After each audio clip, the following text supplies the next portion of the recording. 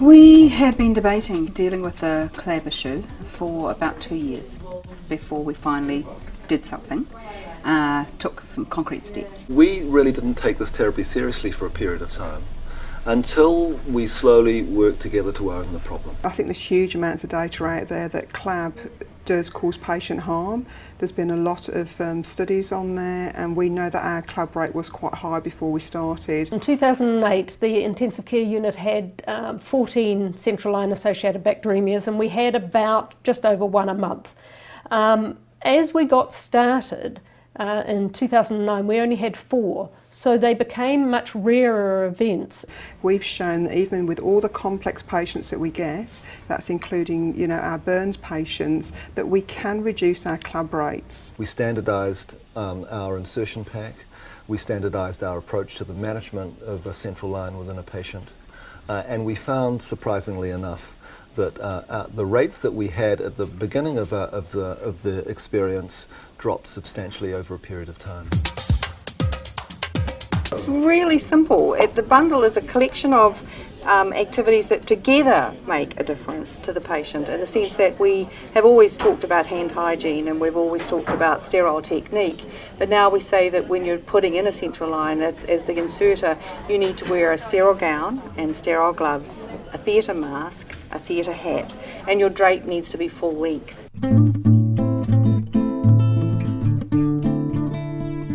Hello, I'm Leanne Cameron and I'm a registrar at Middlemore Hospital Intensive Care Unit, and I'm here today to show you our Clab pack, what's inside it and how to use the components. It comes from the manufacturer as just this. We've had to add in a few extra bits and pieces, which includes a chlorhexidine stick, which we refer to as a lollipop, a suture, your ultrasound probe cover, your central line itself, and whatever size gloves you are, and some lignocaine. Now we're going to open the cap. Just along the dotted line. It just folds open to expose the hat and the mask. The insertion process is probably simpler now than it was before we had the bundle. Clab's really important because it's something that's preventable. It really should be a never event. Getting to zero, it's something we give our patients, and it's something we should therefore do everything we can possible to prevent from giving them. A couple of things that were really important to making this a success was firstly getting the checklist for insertion sorted out and stopping the discussion about every individual part of it and deciding to trial it and measure. The key is in deciding to do something, monitoring what your rates are, looking to see if what you have implemented is making a change. We initially thought that I had to collect line day data on every patient every day, and I didn't know how to do that when we were talking about weekends and the like. We tried to tag team with the IV specialists for a while and have multiple pieces of paper, which all got terribly confusing. Listening to Professor Dennis Mackey and also reading some of the literature coming out of America and from Australia, they suggested that you can collect your line day data at the minimum 5 days a month. And from that you collect an average of the number of patients with lines, and you can use that for your denominator, and that made a big difference. I report to the board monthly on a number of quality key indicators, one of which has been the central line associated bacteremia rate. The rate is not terribly, doesn't engage the board, so I started using absolute numbers and progressed to a situation where I would each month name every patient that had suffered a Clab that month, name and age. And that seemed to get the board to realise that these were real patients being harmed. We've got a sign that says we have prevented our patients getting a Clab for this many days, and there's a Velcro thing, we change the number of days, and people keep an eye on that. And initially we had said, it's this many days since we gave our patients a Clab, and that was really negative, and we found that people felt accused. You gave your patient a Clab. It was very accusatory. And it wasn't a positive thing, whereas this is the number of days we're going, and yay, we're getting more days and more days that we've prevented. It's a very positive thing, and it seems simple just to turn it around. And I know that a lot of people think these things are cheesy, but certainly the specialists and the senior nurses keep an eye on that number, and if the number suddenly drops, everybody asks why, what happened, who was it, which patient got it, did I look after them, what, did I put their line in, have I spent time in that room, in that bed space. But if you say, as we were at the beginning, oh well, you know, some people are bound to get them, or, you know, he had a major burn, he was bound to get one. You don't analyse it. You take it as fate, and so by analysing it, we've actually changed our way of looking at them, that maybe there was something preventable, and that's been a big change for us. The definition of a bacteremia needs to be done by somebody independent, or if you like, not one of the intensivists, because sometimes, you know, when you're dealing with that patient, you will either sometimes over or under report, and clinicians can sometimes perhaps consider the patient's got a central line associated bacteremia. When we apply our definition, we'll often say not from our perspective. So there is a difference between a clinical definition of a bacteremia and the surveillance definition for Clab. Not only does it have everything that the inserter needs, but it opens in such a way that it leads you through the correct process. I put on the mask and the hat.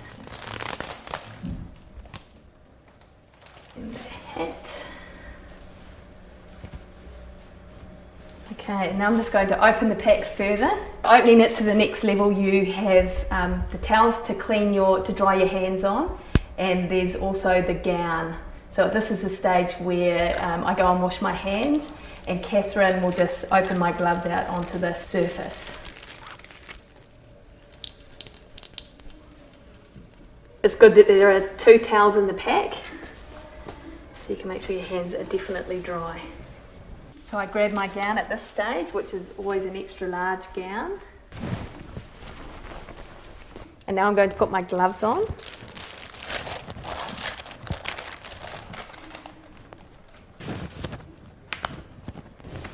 And get into the body of the pack.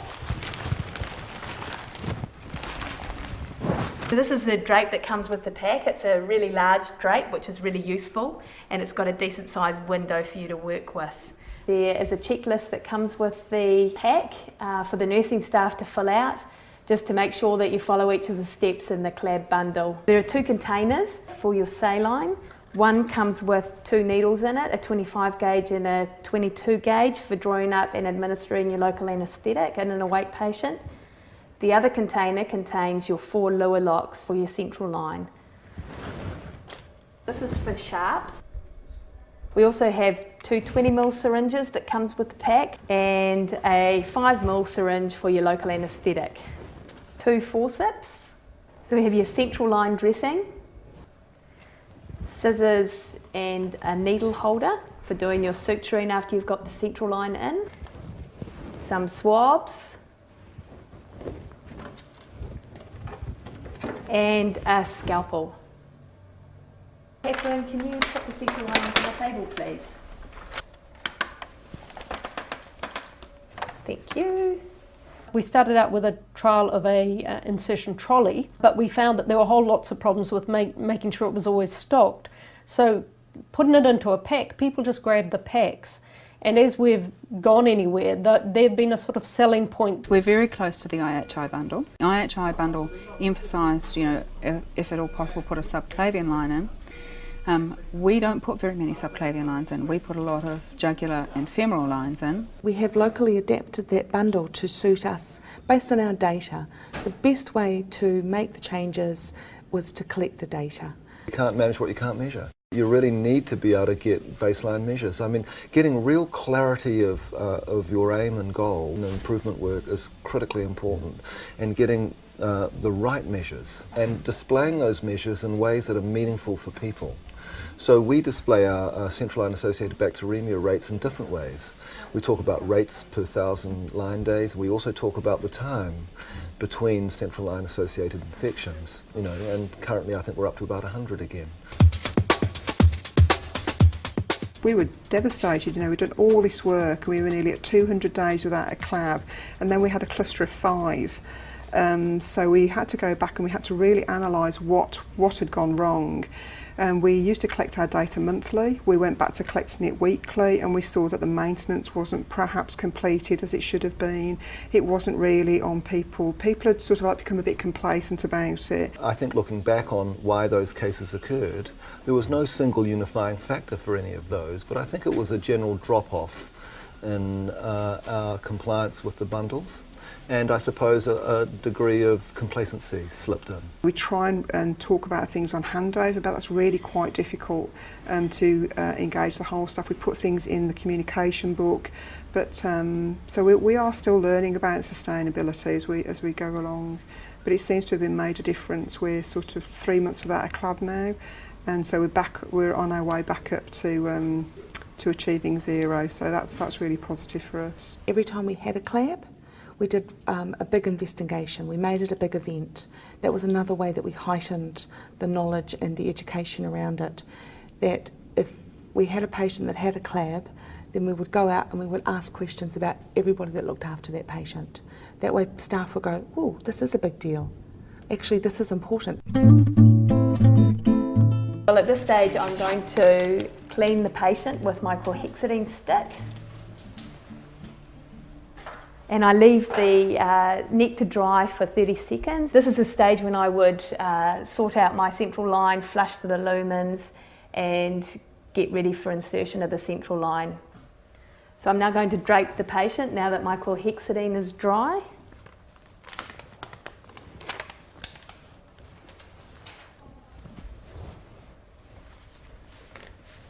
So this is a full body drape that covers the patient from head to toe. As you can see, there's a decent sized window for you to work within. At this stage, if you were going to use an ultrasound for central line insertion, you would need to get your probe cover sorted out because you will need that in addition to your Clab pack. Once the central line is inserted and secured properly, we can remove the drape.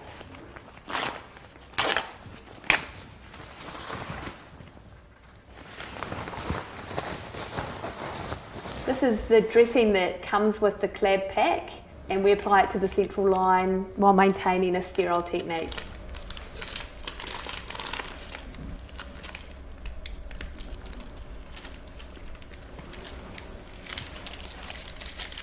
So that's the pack we use at Middlemore Intensive Care Unit.